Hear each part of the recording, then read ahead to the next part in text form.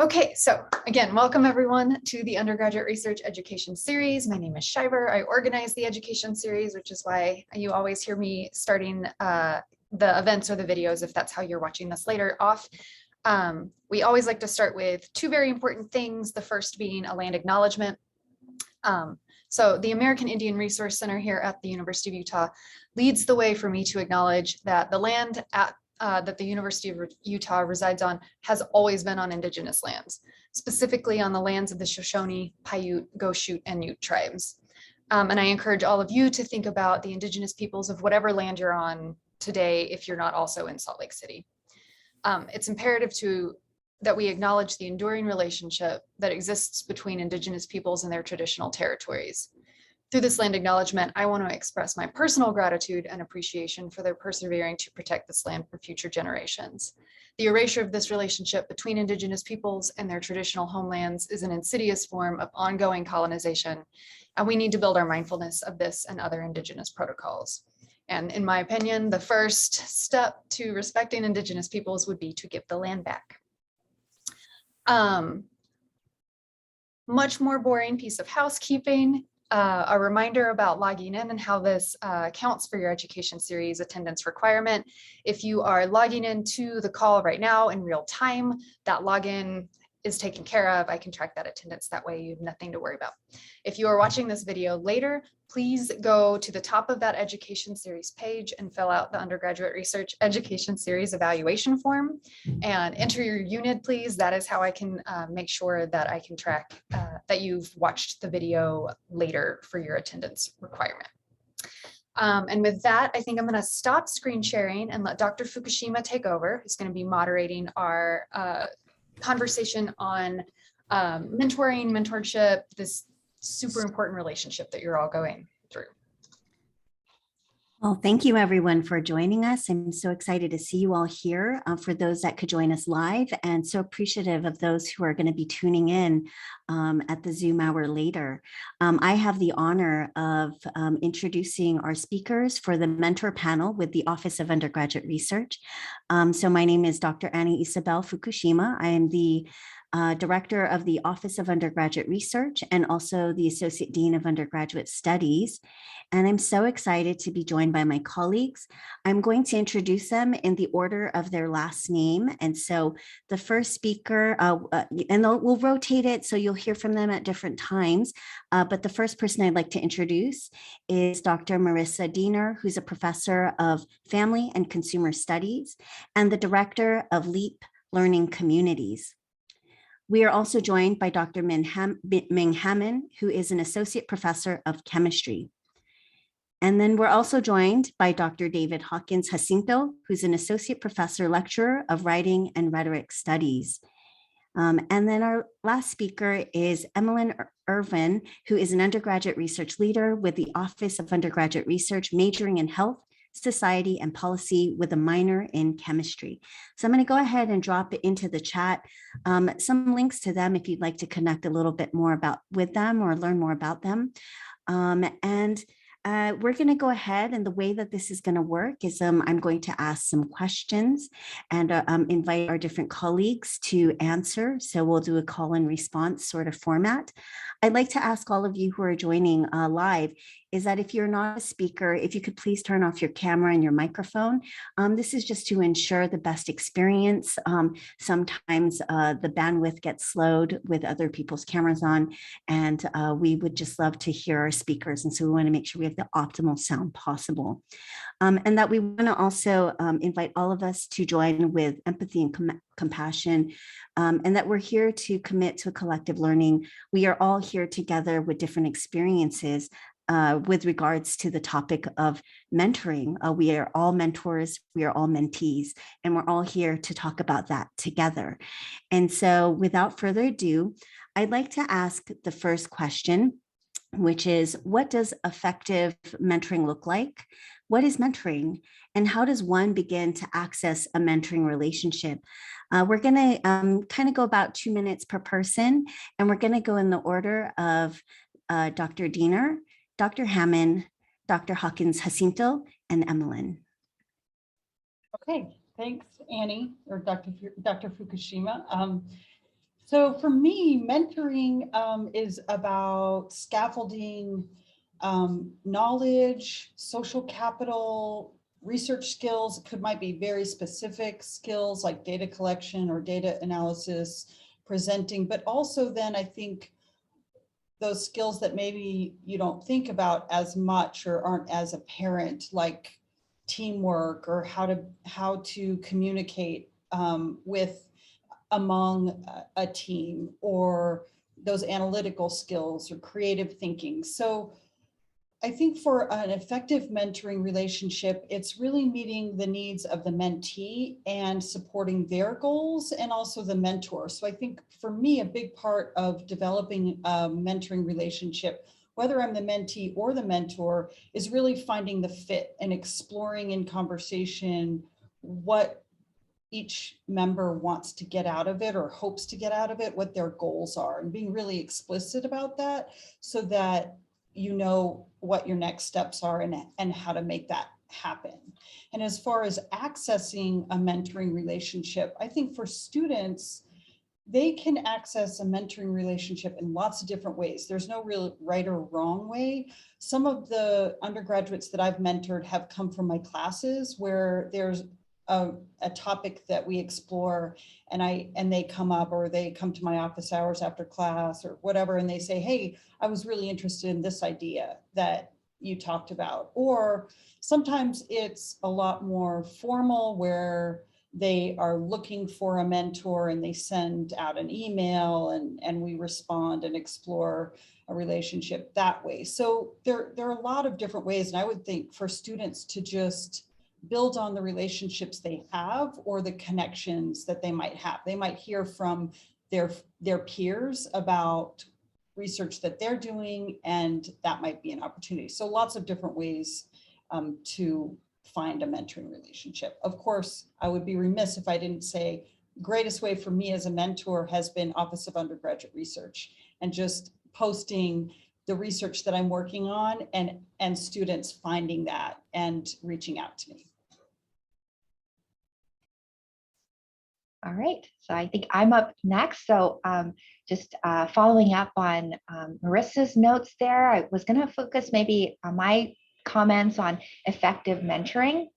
All right, sorry, there's some, hopefully you guys don't hear the jackhammering behind me. But anyway, I was going to say that I was thinking that effective mentoring actually does not have to be formal or official. It's kind of my big takeaway for the students that are here in the audience or in the recording later.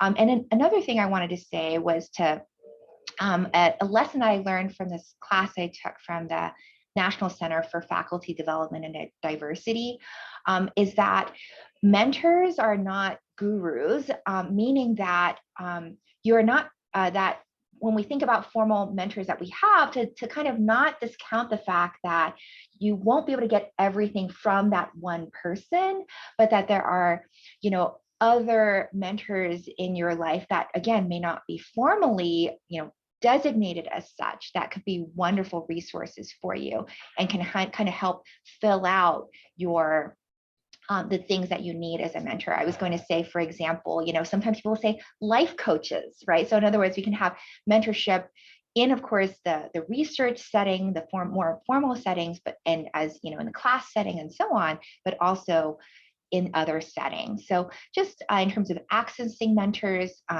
to suggest that you kind of open up to that possibility that you may already have mentors in your life that you might not be tapping. So we often think of professors, of course, but I can tell you that myself, I actually ask advice all the time from staff, from, of course, my teaching assistants, from my students as well. So it's kind of a ways in which I think of students as being able to help me and mentor me sometimes in other ways. So that's what I wanted to say. Terrific. I think I'm next. I'm Professor Hawkins-Jacinto, and I want to kind of piggyback a little bit on what Professor Diener and Professor Hammond just said. I think of there being two qualities to effective mentorship. The first is advantage. a perspective that differs from the student or the mentee's perspective.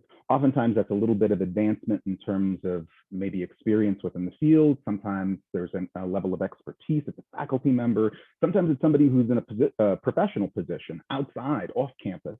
All of those positions can offer the mentor a vantage point from which they can sort of look back and see where the student is in their progression and help them along, serve as a guide. But the second component of effective mentorship is commitment. It's a commitment to helping that student progress along the way, a willingness to sharing what they have, their own vantage point with the student, and also honoring, acknowledging where the student is, what their goals and values are. It may be different from what the mentor, what their own goals and values are, but helping them, along the pathway and providing them access, providing them their own knowledge, and again, their perspective.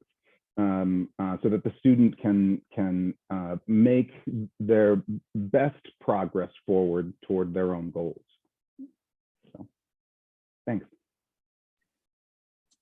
Yeah, I agree with all the other speakers, and I think at least from a student perspective, the first kind of factor that I was looking for in a mentor was experience in the direction that I wanted to go to specifically. And I think that's important, and finding, whatever field you're in, you're going to hit something that will seem difficult to you and you're not sure how to go about it. And that's what you want the experience to be in. But kind of what Dr. Diener said that I also agree with was, personally, I wanted little aspects too, like how do I be professional, and how do I make connections with other people, and how do I present research professionally and respectfully, and have these conversations that I wasn't used to having. And that's just part of maturing in a professional development. And I think that was really helpful to find in a mentor and confide in that mentor and kind of be vulnerable and just say, I don't know what to do and I don't know what I'm doing. Like, does this email look okay? And does this letter look okay? Is this rude of me? Is this polite? Is this professional? So I think making that connection was really great.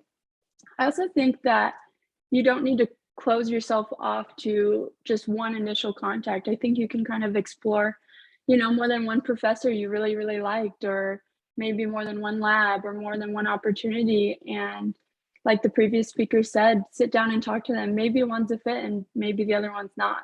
And so it's nice to kind of have those options. Thank you. What a wonderful range of ways of thinking about mentoring. And I just appreciate all of you for your different perspectives. What we know though is mentoring relationships are not always easy. In fact, sometimes they can be outright challenging and difficult. So I'd love if each of you could reflect on what is an example of a challenge you experienced while either mentoring or being mentored? We've all worn those roles. And what would you have done? What would you do differently? Or if you did something to address it, what did you do? Whatever that challenge was. And so we're going to start with the challenge with Emmalyn, and then I'll call on folks after each speaker speaks. Yeah, thank you. I think personally, one of my biggest challenges as a student was the initial process of looking for a mentor. I think depending on your personality and your goals, I think it can be an intimidating process. And I think as a student advisor, that's what like 50% of other students come and ask me about, is sending that initial email, or who do I send it? How do I send it? Is this okay? Do I go and ask in person? Do I set up a Zoom meeting? And do I need experience? It's like all of these questions. And I think it can be intimidating. And I think I was intimidated reaching out to mentors. And what I would say to that is to just go for it, because the worst that these mentors are going to say is no, no, thank you. I'm busy, whatever. And then you have the 4 other mentors you emailed and said, okay, well, this one wants to set up a Zoom meeting. And you don't have to be stuck in this mentor relationship to where if you set up this lunch or this Zoom meeting or just a thread of emails that you have to commit to this mentor relationship. And I think it's important to be professional and polite and courteous of their time, especially since you're the one initially reaching out to them and making that initial contact. But it's important to try to meet with them, and COVID makes it difficult, but if you can, meet them in person, tour their lab, see what their job's like, and see what they've done, where they're from, where they go to school, and see if you can spark that conversation, and your personalities can mesh well, and maybe they don't, and that's okay too. So I think it's important to explore your options. Thank you. That's such a great answer. Thank you so much, Emmalyn. So Emmalyn raised 2 really important points. One is the issue of intimidation, which I see as kind of, it's connected to the power dynamic in the mentor-mentee relationship. And it's true, it can sometimes be hard to kind of like make that leap to say, hey, you know, I could really use some help, some extra help here. Do you think you could offer, you know, that? Could you spare the time? And that can feel intimidating, especially when you're talking to like faculty or you're talking to somebody who's in a position, an administrative role within your department. It can be hard to make that ask. The other challenge that I find quite a bit has to do with accessibility and who is it that sort of like will see us as mentors. Will see us as you know, people who can be approached in this way. Research that's been done previously on mentor-mentee relationships at the college level has demonstrated that the students who tend to be the ones who sort of like ask first are those who we expect are going to be the ones. They're usually the most motivated students. They're usually the ones who have had tutoring experiences previously. Many of them are ones who've gone to private schools or, you know, have had preparatory experience. And that's great. Those students are already, they're kind of fast-tracked. But we know that other students benefit from mentor relationships as well. So one of the challenges that I've faced is kind of like addressing some of these issues that Emmalyn so expertly brought up. How do we kind of get over that issue of intimidation or unequal, you know, the disparity in the power relationship, and how do we make ourselves kind of more accessible? I work with the diversity scholars and have for a decade now here on campus. And one of the things I do is I try to personalize myself, to kind of talk about myself, my own mentor experiences when I was a college student, how impactful they were for me, how they kind of helped me along. I know that Professor Hammond also has some great stories about this too in her own experience. And that helps to sort of like demonstrate, hey, I know I've been where you are. And it was really hard for me to like ask. I felt embarrassed, like, oh my gosh, I just don't get this, or I'm not sure who I'm supposed to go to for this. And so I was there too. It's okay. I'm a person, you know, you can approach me that way. The other thing that I do is I put myself in a lot of different spaces on campus. Because I work with the diversity scholars, I keep a sort of half-time office over in CESA, or what's called CESB now. And I put myself there. I will just have regular hours. I will show up and kind of sit in my office. And sometimes students come in, sometimes, you know, they just walk by my office. That's okay, but they know I'm there. And they know that they can stop in. I'll come out, you know, sometimes they'll be having pizza and in the main kind of gathering areas, and I'll just come out and talk. And again, it kind of makes me a little bit more accessible.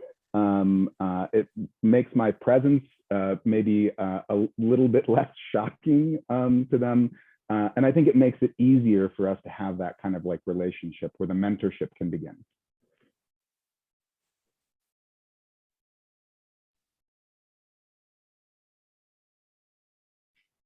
Okay, yeah, so hopefully everyone can hear me here.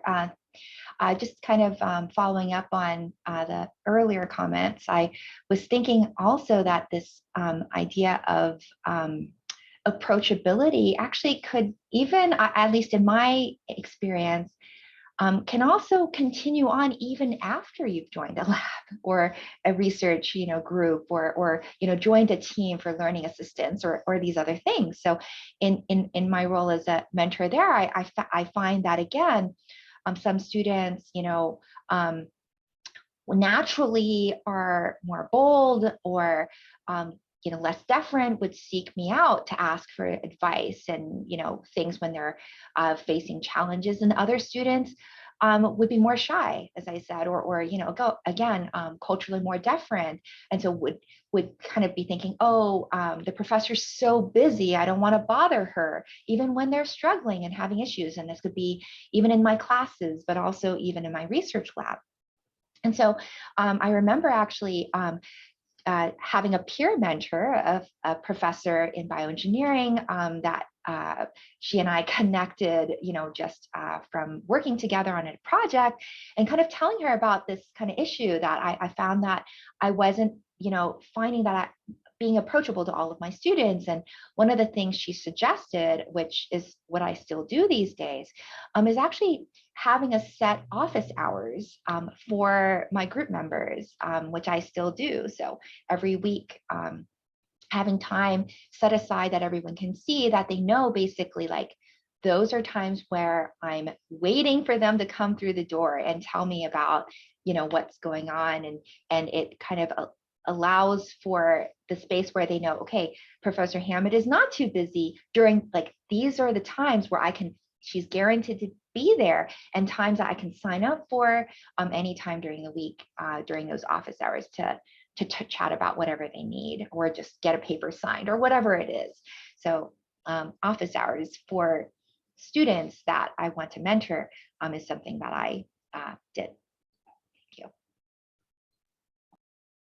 Great idea, and I'm going to implement that. I love that. Thank you. I'm learning too, like we always do. We're always all learning. So I thought back when I was thinking about this question, I thought back to when I was, and I had this experience both as an undergraduate and graduate student. And I think it goes back to the power dynamics that we've been discussing, but I made a mistake, a pretty big one as an undergraduate, and doing in our research project that I was involved in, and I wasn't sure how to address it. So I just didn't address it. And as you can imagine, that wasn't the greatest strategy. So I think communication is a really essential part of just being willing. And it behooves us as mentors and to think about how we can make ourselves more accessible so that we can open up those lines of communication, but also realizing that we're all human beings, we're all going to make mistakes, and we've all made mistakes. So they're going to happen, and you just have to, explore what the best strategy is to mitigate them and really expect them. So expect that there are going to be challenges. You're going to do something that maybe you wish you hadn't done, and it's how you move forward, and that you do move forward from it. That's really what you should, the takeaway. And those experiences can be the ones that really change the way you approach your next challenge or your next mistake. And I think I did grow from those, even though at the time they were really hard, but they also presented an opportunity for me to improve my communication with my faculty mentor, or to learn something that now is a takeaway that I make really explicit with all the students that I work with. So I think communication and seeing challenges and problems and issues as opportunities, and just thinking how that you should expect those. Wonderful. And I'm hearing that there's a mic check. Shiver, can you verbally let me know? Can you hear me now? Does that sound better? I can hear you. Fantastic. Yeah, well, you've all been saying these lovely and important things around how there are challenges, from finding a mentor. The first step is to take that step, how we can proactively break down barriers when there are barriers in mentoring relationships, or there's a perceived barrier. And that, I love what you were saying, Professor Diener, about, how you move forward and the attitude that we have to our relationships. There's a ton of challenges, and we can, during the Q&A, open it up if there's other specific questions people have that they want to circle back to. If you want to troubleshoot, you can see this group is also a mentoring group. The next question I'd like to talk about, which is a very specific challenge that we've all been impacted by, is global pandemic and how it has radically altered the way that we do research, the way that we connect, and how we even think about what is research. And so one of the things that I would love to learn from all of you is, what are the things that you are doing to support undergraduate researchers during a global pandemic? And all of you are doing work to support researchers. And so I'd love to hear in the order of Professor Hammond, followed by Emmalyn, and then I'll call in the next two. Okay. Well, so I think I can speak perhaps just from the experience of, certainly last summer, because I run summer programs, we were facing a situation for many of us where we were unsure about the status of on-campus in-person research. And so kind of learning from that experience, we developed research projects and communicated a lot with the faculty that serve as the mentors in our summer program in any case, of making sure that they understood that they should develop projects that had both the opportunity for an in-person experience or a virtual experience. So we just really wanted to make sure our faculty members were thinking about, if we had to switch to remote at some point, or if, depending on the needs of the student, perhaps coming from another location, needing to do some part of it virtually, that they consider both in-person and virtual-based projects. And I think in terms of a resource that I wanted to call students' attention to, it's timely, at least for now, is to say that actually in terms of summer programs, the two programs that I'm involved in, the chemistry RAU is currently accepting applications from University of Utah students that are interested in chemistry research. And so the deadline's March 15th, so you still have time. And in addition to that, the other summer program, the Beckman Scholars Program, which is open to students majoring in biology, biochemistry, and chemistry, also is open, and deadline's March 31st. So again, still plenty of time. And so if any of the students on this call are interested in these programs, I'm happy to talk with you about and answer any of your questions on that. Okay. Yeah, COVID has been difficult, especially finding new research opportunities. So Dr. Hammond, that was lovely to have, and it was a good link to have in the chat. As Dr. Fukushima introduced me as, I'm an undergraduate research leader, so I help the Office of Undergraduate Research, and I'm like their student representative, and I advise other students in getting involved in research or helping them in their current research path. And during COVID, I've fortunately been able to keep my office hours open every week to talk with students. And I know our office has stayed open, and there are people to accommodate both in-person and virtual meetings. So that has been lovely. And we also still hold outreach events and make pretty much every effort, or try to make every effort to make our services available to students even during the pandemic. And then I think for the resource, the best resource I have is to just put a link in the chat of the Undergraduate Research Leaders page. And there's more than, I think there's 4 or 5 of us. I'm not sure, there's a few of us, and depending on what your major is, what career path you're interested in, there's a leader that can help and that has some experience. So Wonderful. And so now I'd love to hear from Professor Diener, followed by Professor Hawkins-Jacinto. Okay, so I think, yeah, I'll just echo what Emmalyn and Dr. Hammond have already said, which is, I think for supporting research, we've done a few things. I mean, one thing is just reframing our research question. Like, we're in this historical moment that is just, I mean, sort of unbelievable, and we should have research on it. So when the pandemic hit, we sort of pivoted. Some of the projects that I was doing, we switched and we said, why not look at the impact of COVID? Why don't we take this moment in time to really study this? So we've taken advantage of it.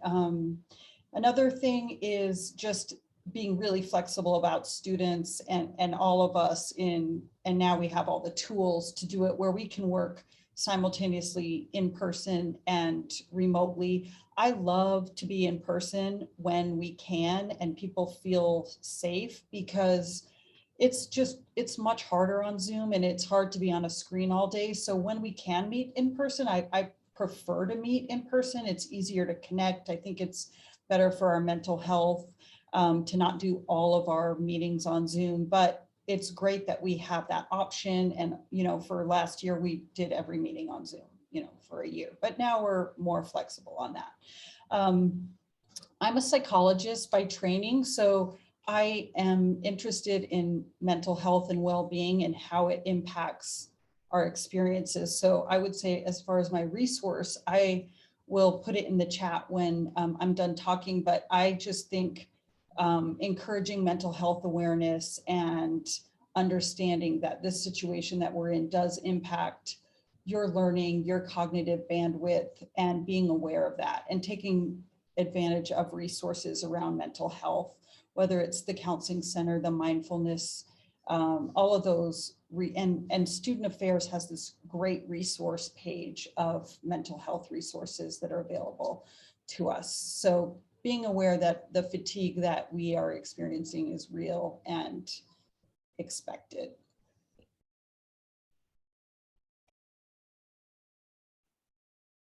Terrific. Thank you so much for not only the wonderful comments, but all the great links. I'm going to actually be checking a number of these out. I'm going to take my answer in a slightly different direction. I think Dr. Fukushima's question about the disruptiveness of COVID and how it's affected the mentorship relationship is so important right now. I just came from an earlier meeting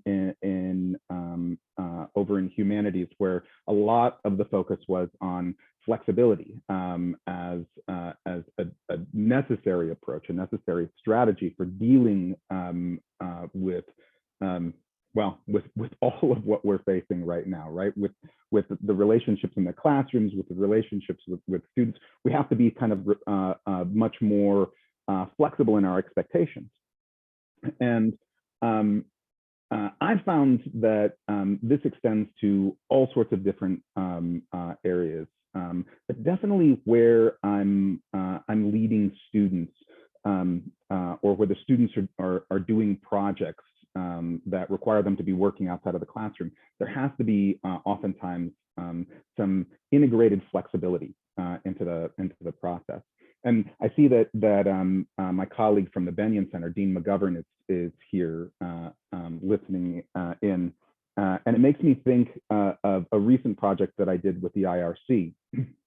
The IRC is the International Rescue Committee, and they're doing a great deal of work, the lion's share of the work, in resettling Syrian and Afghan refugees. But they're really understaffed right now. In fact, they're resettling some 800 Afghanis, Afghan people, at the same time that they're also running about a dozen different searches for staff. So they really had a hard time of actually working with my class, though they're one of my CEL partners. So I had to be flexible working with that partner and also providing all of the necessary resources to the students so they could actually mount the sort of research project that they needed to do for our CEL project.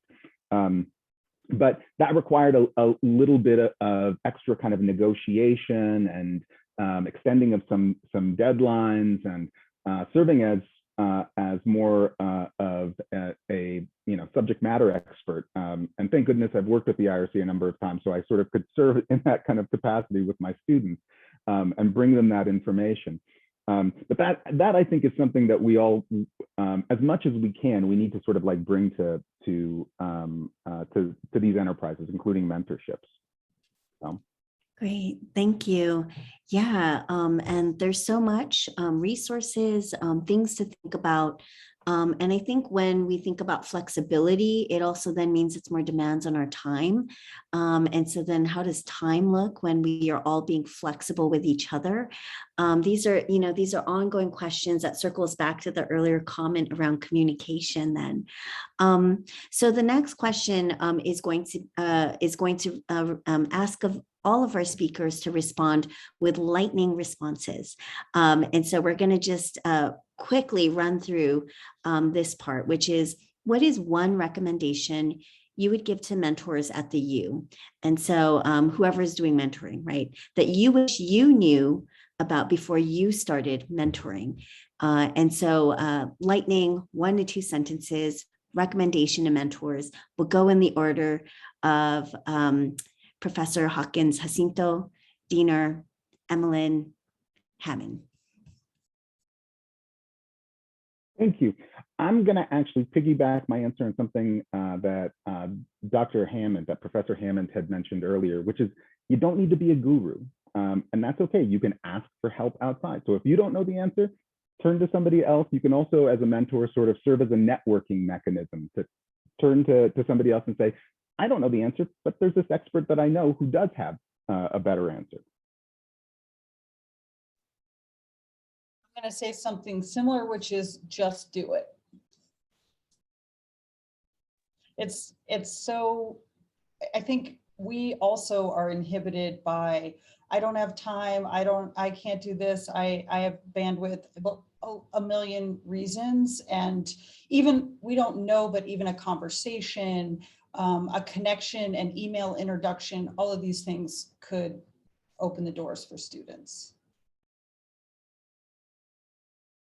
I think that it's important to remember that everyone's situation is different and the same advice isn't going to work for everyone. And it could be similar, but everybody kind of has different life situations and different goals. And you have to personally help guide them on their own successful path. So. Yeah, so I would say that think about mentorship as paying it forward, because all of us have had mentors that have helped us along the way. And also another piece of a recommendation I have is figure out your mentees' strengths and give them the opportunity to use those strengths in their projects. And then the last question before we open it up to the questions we might have received, and again, lightning responses, is what is, we're joined by students, the Office of Undergraduate Research supports students in accessing a range of resources. So what is one advice you would like to offer as a gift to the students who might be watching on Zoom or joining us later? And we'll go in the order of Emmalyn, Professor Diener, Professor Hammond, Professor Hawkins-Jacinto. Yeah, my advice is very similar to what Dr. Diener said from the point of view of a mentor. From a student, just do it. Just send the email and dive in as soon as you can. I mean, the worst that they're going to say is no. And so I would just recommend to send the email. And I would say it's about fit. So it's not personal if it doesn't work. It's not, maybe if you didn't get, you can't get everything out of one relationship. So spread yourself out and find those relationships and find the fit that you need. So I used to be the majors advisor when I was at another university, and I was surprised how many students were in research labs and had never talked to their professors. but they had, other mentors like the graduate students or postdocs, and that they look to them. And so I would always tell them this recommendation to make sure to request at least one meeting a semester to talk with your professor who is also your mentor and whose door is open, but just do it. Make that meeting.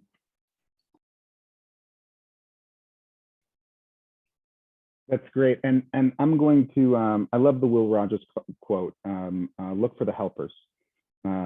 Be looking for those folks who, wherever you are, I mean, mentors can come from all, they can be a peer, it can be a student advisor in your department, it might be a faculty member, somebody that you're taking a class with, it can be a professional in the field.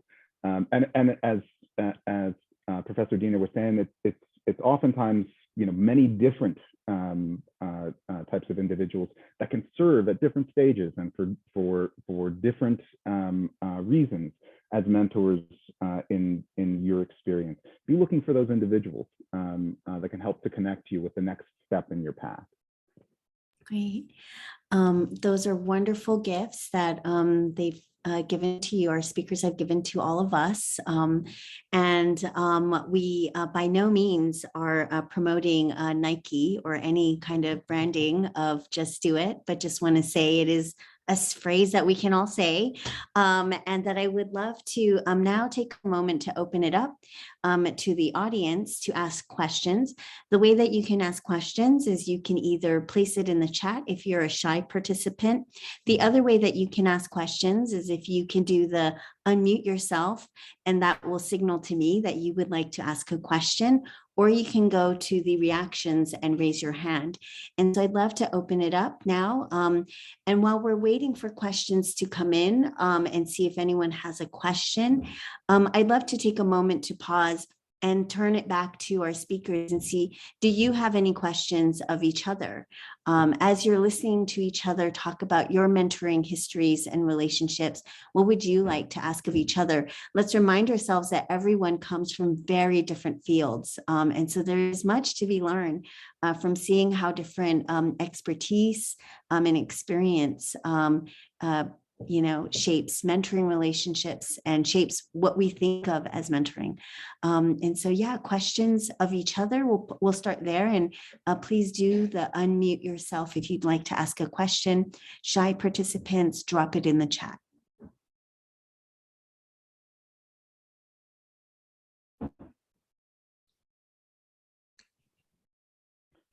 I wondered if Professor Hammond would share a little bit about the relationship.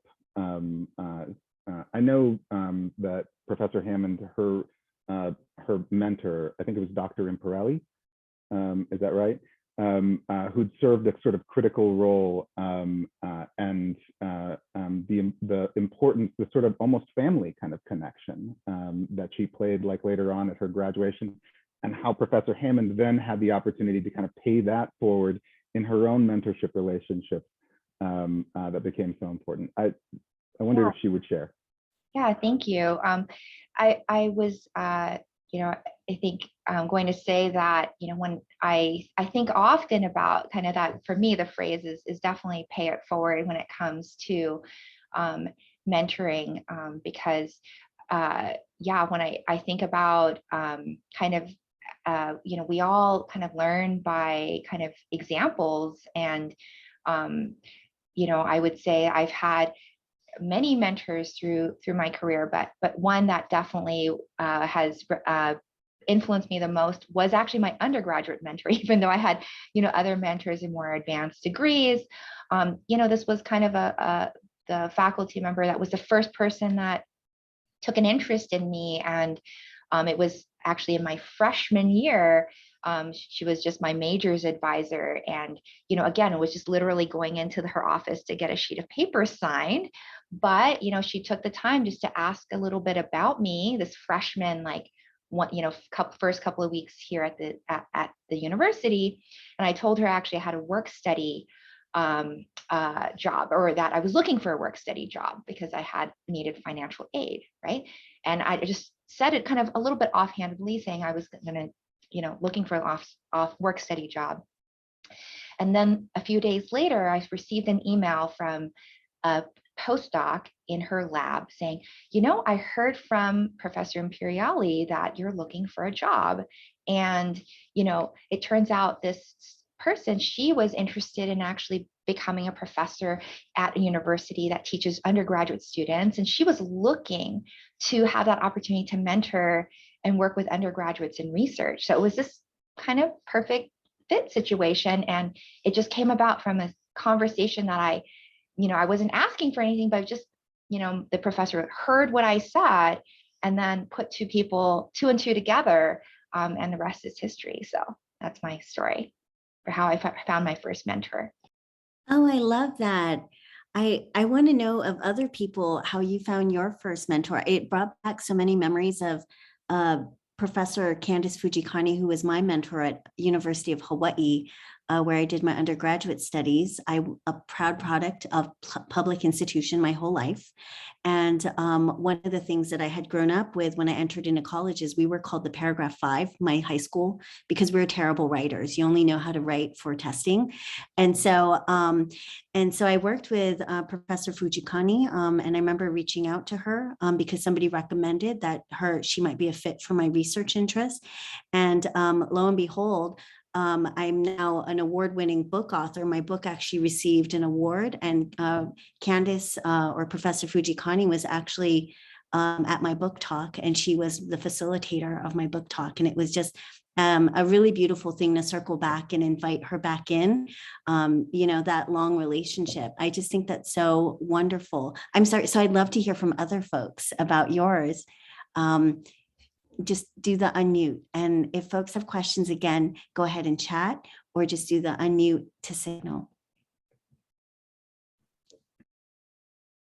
I was really lucky. I was one of the shy students who didn't really want to talk to the faculty. So I had a couple mentors as an undergrad who really just made conversation with me around psychological topics. And it was that way that they kind of pulled out from me some ideas that eventually, led to a thesis and led to other projects. So it was really, I think I didn't take as much initiative, but they did. And I really appreciated that, them reaching out like that.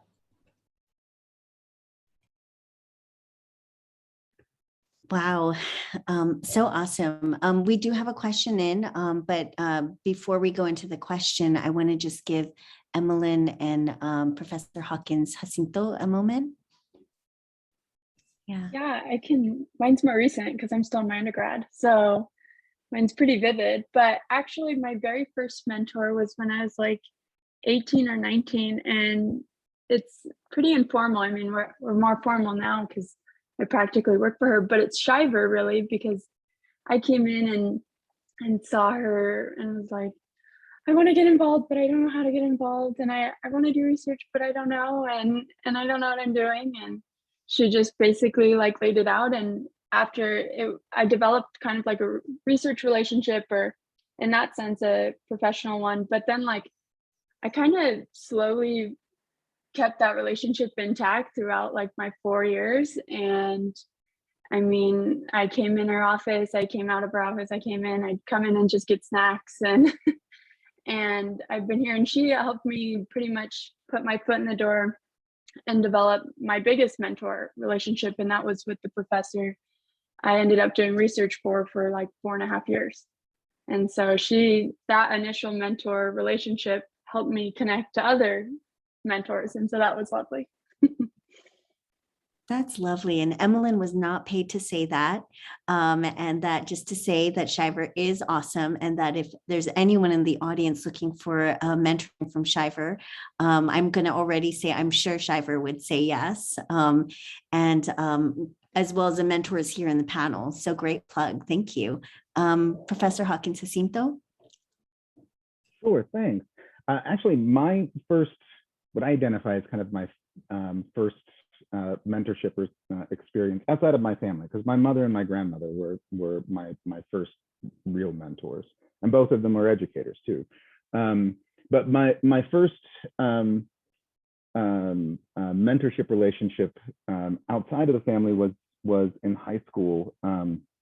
There was an honors English class that actually I wasn't in. My grades weren't good enough actually to get into the honors English,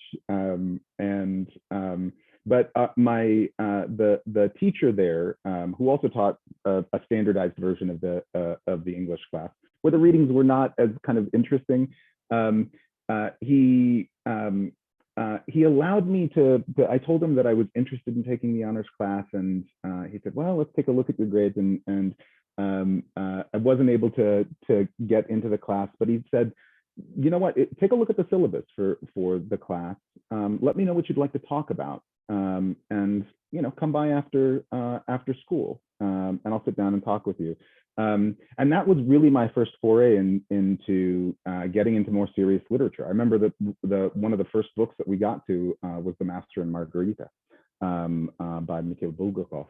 And this wonderful, expansive, really weird piece of Russian literature, filled with ginormous cats, speaking cats, and it begins with sort of like Satan descending into Leningrad Square, and I mean it's just this wonderful, wonderful book. But I never would have been exposed to it had Dr. Honore not allowed me to come and sit down with him like after school and talk about it. And I was very interested in literature, but that sort of like began what ended up kind of promoting me all the way here to a place where I can teach things like literature in the college classroom. So yeah, Wonderful. So And so I'm grateful. just hearing like, I hope that we're all in this group. I know that this group is, because you're here, very much interested in building relationships with others. And I think the lesson is it's taking an interest in building a relationship with another person and connecting. And that's so important. We do have a question that is, how might you guide students in thinking about how to identify their mentee style, the way they need to be mentored and what they need from their mentor? I think that's such a hard question because not everyone knows what they need until you really need it, right? And sometimes you might ask your mentor a question, and like my students might ask me about tax questions, and I'm like, I'm definitely not the person that can walk you through taxes, but I do know somebody who can answer that, right? And so when we think about this question, I think it's huge. So how to identify mentee style, and yeah, so let's respond to that. Who wants to tackle that one? How might you guide students in thinking about how like they think about their own needs? Well, I guess maybe I'll start in terms of when I was reading that question, what kind of brought to mind was kind of what Professor Fukushima mentioned, you don't know what you don't know, right? So one of the things that I found valuable, again, from this Center for Faculty Development and Diversity, was they had actually a description, a list, which I actually used for our junior faculty mentoring, which kind of talks about all the ways in which different mentors can support you. And so, sometimes it's real, like kind of even having someone kind of show you, like, here's the kinds of things that you could get help with. And for me, when I first saw that list, it was definitely an eye opener to say, oh, I didn't realize that some colleagues out there might be willing to read my really awful first drafts, or other colleagues could just be emotional support, So in other words, there's all these things that we all need, not just in our careers, but also in our personal lives, and just starting to realize, oh, I could kind of open myself up to having a relationship with people who can support me in these ways, different ways. Yeah. Anyone else want to, from the panel, want to take that one? Go ahead. I love that answer. There's oftentimes multiple like areas in which we could use some guidance. This is my answer is it comes with a caveat. So I oftentimes like to extend the mentorship relationship beyond just the parameters of, like, you know, the half hour or the hour-long meeting that I might have with my mentee per week. I'll be, and this is something that I got actually from one of my great professors here at the university, Dr. Cheng, Vincent Cheng. He sat on my PhD committee, and I had a very sort of strange topic for my dissertation. It's the appearances of cannibalism in literature since the period of colonial expansion, so it's a lot of esoterica. There's not a great number of sort of like textbooks, or at least there wasn't when I was doing my PhD at the time. And so Vince would oftentimes send me, like, you know, clips or, you know, things. Oh, did you see this? I read this. And it was a great sort of way to know that our relationship extended beyond sort of the individual meetings that we had, that he was thinking about me. And it also, it invited me to sort of like respond back. Oh, that's great. That's exactly, or I can use this, or that would be a great thing for, you know, this, for my lit review. And so it opened things up, kind of that approach of kind of like throwing things at the wall and seeing what sticks. Is a great sort of way of kind of like inviting more of that kind of that discourse, that back and forth. Now, the caveat is that does require more time. So you have to be, as the mentor, you also have to be kind of like careful, you know, otherwise you have like students like, you know, calling you at 1 o'clock in the morning on the weekend. And you have to be like, okay, we need to put like limits on it. There needs to be some guardrails, but I still do. I use that practice still quite a bit with the students that I mentor, where I'll send them just occasional like check-ins, or I'll send them something because I was thinking about them. Yeah. Thank you. And also thinking about boundaries within that complex story, what that means. Really quick, I just want to make sure that Professor Diener and Emmalyn, any final remarks? And then we're going to hand it back to Shiver for the logistics. Oh, I just will thank everyone. I've learned a lot, and it's great to hear from everyone. So I don't think I have anything to add. I think the only thing I have to add is just, I think it's important to know what your goals are, and to make them clear, and make sure your mentor knows what your goals are, and that it would be reasonable to partner up with that person. So. That's fabulous. Thank you, folks. And so Undergraduate Research Education Series, Shiver's going to say more about that.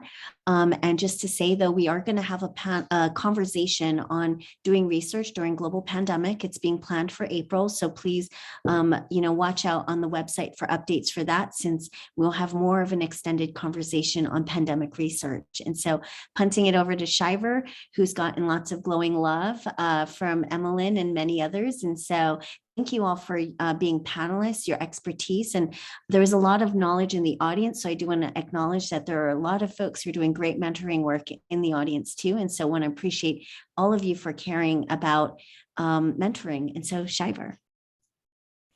I've dropped the link to the education series evaluation form in the chat again. Again, for those of you attending in real time, that's not required of you, but it's always helpful. I like to know how the events went for you.